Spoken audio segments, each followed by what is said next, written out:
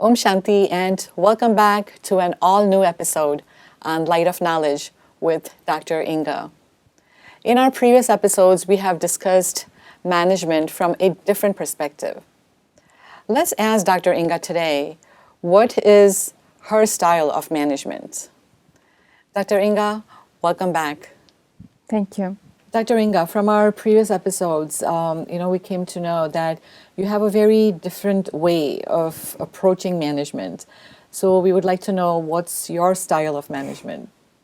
My style is very humanistic and very respectful. And if we look at the word management, so we have two words inside, man and age. Okay. And putting them together, it comes like wisdom. So it's just a wise person. So to deal with people, to manage people, actually you need wisdom. You don't have to be necessarily aged, like old. Okay. So, but you can be born with this wisdom approach to life. Okay. And a great respect to every single personality and every single creature in this world. And if we just show this respect, everything changes. Normally, when you say wisdom, typically what comes to your mind is you become wise with age. I mean, that is the common understanding. But here you're saying that you do not necessarily have to be old in terms of age, but you could still have that innate wisdom? Yes, because it's like, for example, being gifted. So you can be gifted with wisdom. Okay. You can be born just with this gift. Okay, that sounds realistic. And for example, kids, they start doing something when they are very, very young. Right. So we can see different TV shows when 1 year old, 2 year old, 3 year old, so they play something, they rehearse something, so they dance, so they do something. So wisdom is not something like very, very obvious when you are really young. But there are some professions, like, for example, even teaching, so you might not know that you're a teacher when you're young. I'd like to interrupt at this point, and I just recall that you started teaching at a very young age. Yes, just those memories also jumped into my mind. Right. It was a great surprise for me because I've never ever dreamed and wanted to be a teacher. So, but once I graduated from the university, just immediately I was offered a place, and in a month I found myself, like in front of the same auditorium. Which I was a student before. Yes, I used to sit inside and swallowing the words of the professors in my university. Right, isn't that something? So continuing this wisdom and age concept, if the person has that qualities within, they are born with it, then it does not necessarily mean that they have to be older in age. Yeah, so like, for example, practice, practice of course develops professionalism, but it does start first with a gift, with a talent. So that must be 1% of a gift, because you can practice as many years as you can, but you would never be, for example, like a star. Yeah, so in management it's just the same. So. Okay, so humanistic approach to management. That's really, really very intriguing. I wanted to talk about some scenarios where, say, a couple friends, they're having a conversation. And one of them says something, and the other friend is totally offended by it or hurt by it. And the first friend did not necessarily mean it any negative way. And this second friend is like totally emotional. And maybe, if I can use the word, misunderstanding the first person. So in this case, how do we manage our emotions in this scenario? Yeah, so I would turn it a little bit different. How can we behave wisely in such situations? Because responding and managing, these are two different things. Yeah, because when we respond, we do it unconsciously and automatically. Okay. And we don't see actually the situation clearly. We just only start feeling, and what we feel, we've been hurt. Mm. But managing is a little bit stepping aside and yes, keeping this hurt in your mind. So yes, you've been hurt, but being able, being so strong enough to hold this pain, but to be honest, to see the situation honestly. So, and if you do that, you will see the other person a different creature from you. Because why we get hurt so easily? Because we think that everyone is like us. If I won't do that, so the other person won't do that. But I always ask people, do you eat the same products as the others, for example? Do they eat the same products as you do? Should they demand on you? No. So wisdom is being able to recognize individuality in everyone. But you know what? Sometimes there is no time to go through this analysis, this process. It's like bang, the person said something and I'm totally hurt. I'm upset, and the whole gamut of emotion takes over. Take a deep breath. Okay, just take a deep breath and tell yourself. Step aside. Okay. Yes, it's hurtful. Nobody says that you should forgive, that you should, for example, not pay attention on that. No. But instead of actually even fighting and starting to clarify the situation when you are being hurt, because when you feel pain, if a doctor is sick, how can he help a patient? The same in this situation. You're not stable, you've been shaken, so you wouldn't solve the situation adequately. So step aside. Even quit it, go home. So take rest. So you may not even contact with this friend for a while. So don't tell the truth that you've been hurt. So not necessarily he did it towards you. It's just his way of behavior. It's just him. To protect yourself, and where wisdom actually helps us. So before doing anything with the other people, just spare some time with them, 10, 15 minutes at least. Have some tea, relax, watch them. Just try to understand, even within this short period of time, try to understand at least something about these people and try to recognize your own borders and the borders of the personality. Because people who break the borders, so they reveal themselves within 5-10 minutes. Believe me, it doesn't require too long. So 5-10 minutes. Within 15 minutes, you will see all this interaction, and it is for you to decide to go further in this, for example, traumatic relationship, or just to step back, to protect yourself a little bit. And then you will never, or at least not so often, you will find yourself being hurt by unexpected people, because I don't believe that there hasn't been something preliminary. It doesn't come, like unexpectedly.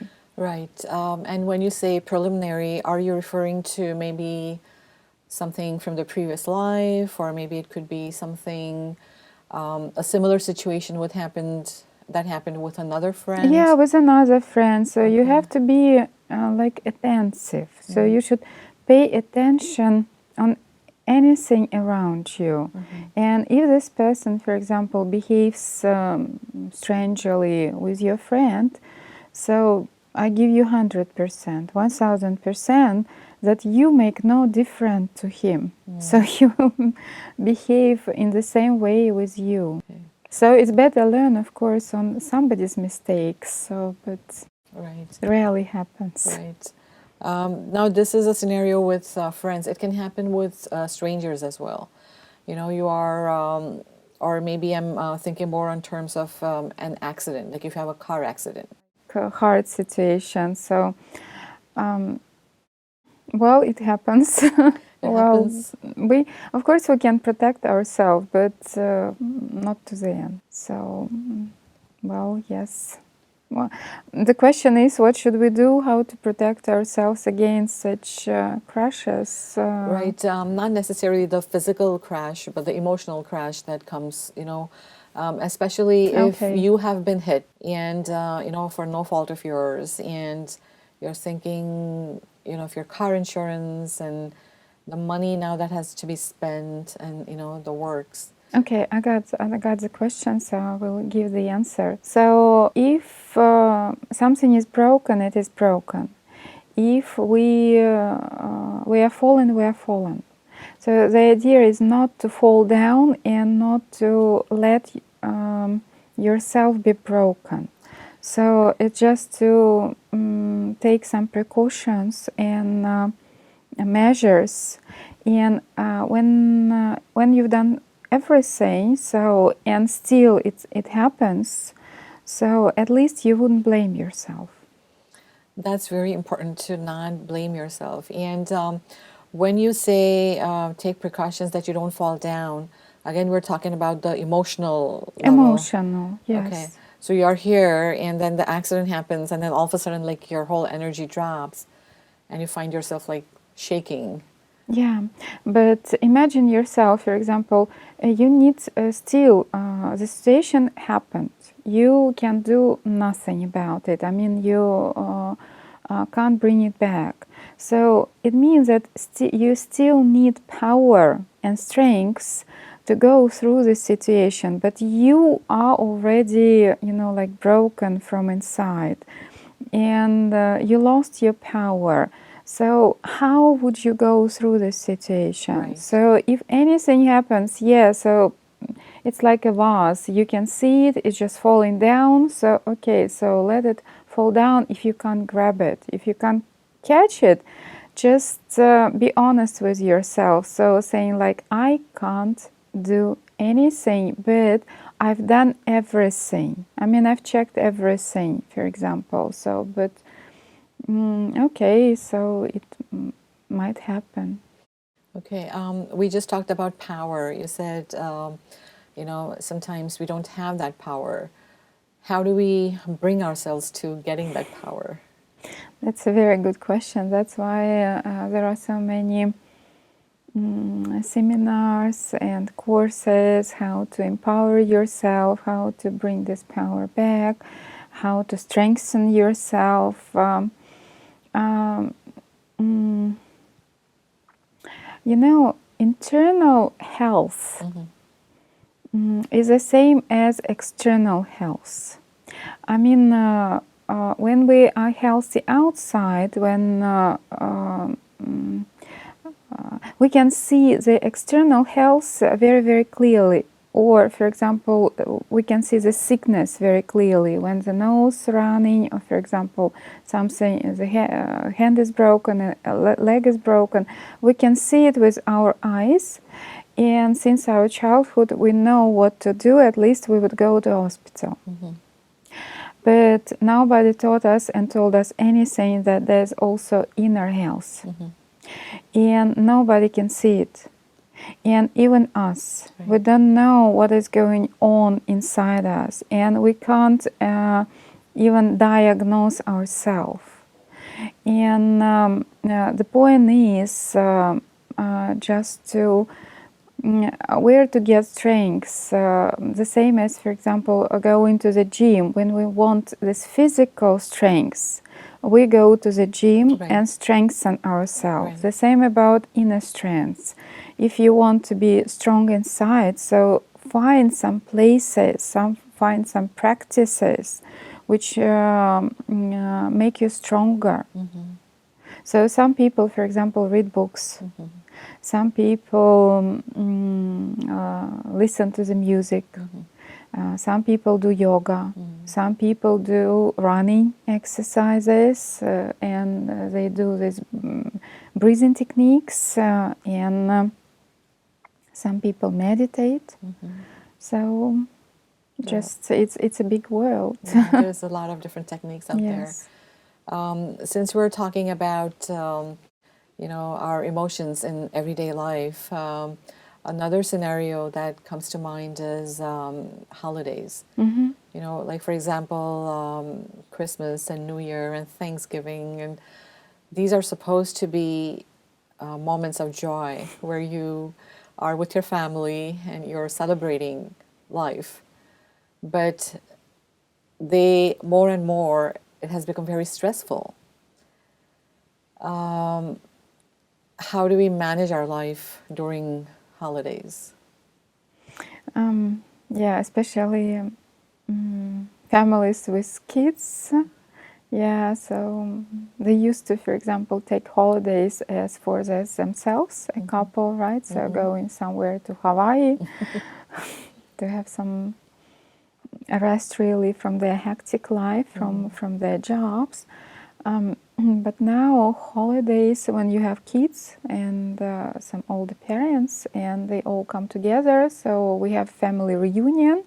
So it becomes like a big theater, and you never, you don't really relax. So for that, also very, very easy tip, just to talk to your spouse and work out again. So it's like management. For example, when a company can't afford anything, so they just announce it openly. We just can't do that.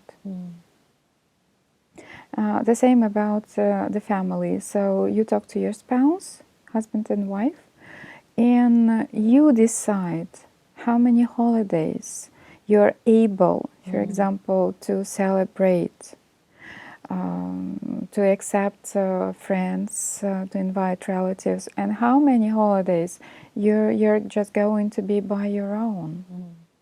And even if your kids can stay at home and you can, for example, find a babysitter, so you can go and you don't betray. Because many people, when they start their family life, so they get confused, so they think that they should be pioneers. They should, like play best moms or dads or husbands and wives roles. They have to be the best of the best, and then they burn out. Again, look at the family like it is a business union. So you can also be burnt at work. Would you like that? No. So the more family members you have, so it's like the more subordinates, for example, you have. So how can you control more than 5 people? It's impossible. Impossible. You can't manage more than 5 people because their lives, you can't keep their lives in your mind. Right. You just get frustrated. The same about family.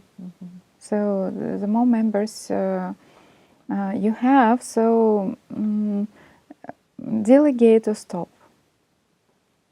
And talking honestly to your family members, you know why people are scared? They think that relatives will blame them. Right. You talked about guilt. So there is Yes. that guilt and blame that comes in.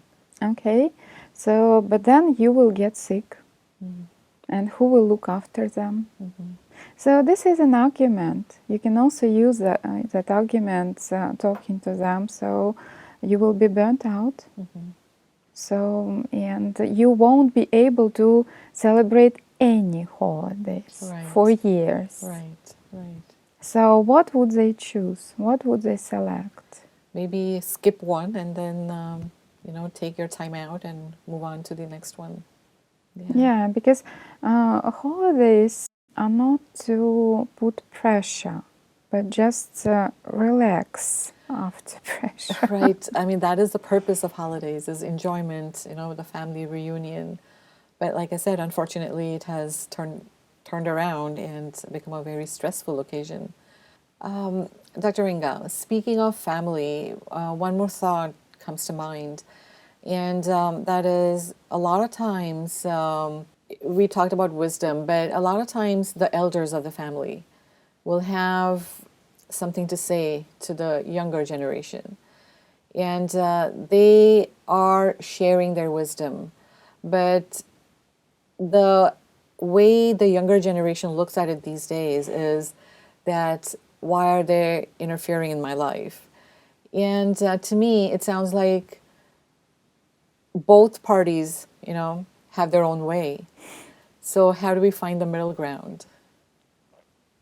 I would go a little bit deeper in Okay. this point and say something like, why do people have so much belief in words? Why people think that the only way to solve the problems are words? And if I say something, everybody would listen to me and would follow me. No way. Words must be empowered, and not everybody can listen. So everybody can hear. So we all have this physical ability to hear, but we even don't have the skill to listen. Because to listen, it means to go out of yourself and just step out of your needs, of saying like I, me, of being mature, very much mature, and being able to see some other people in a big picture.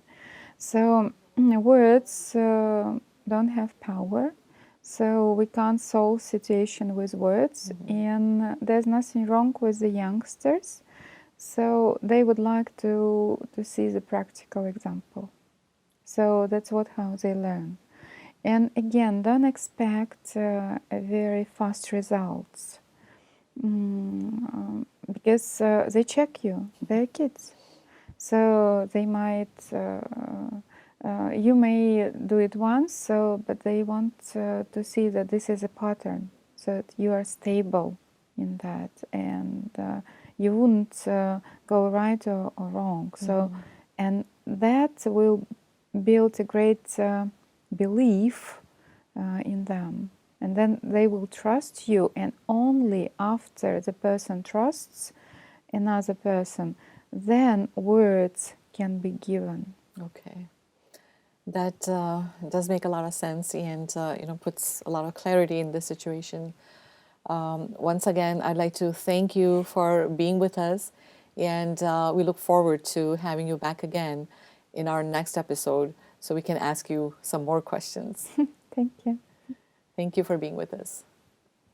Dr. Inga very nicely explained to us today that in stressful situations, be it a hurtful situation where you're hurt by a friend, or stress that comes from family reunions during holidays, it's okay to step back and take the time out and not feel guilty about it. With these words, we'd like to conclude this episode, and we look forward to seeing you again in our next episode.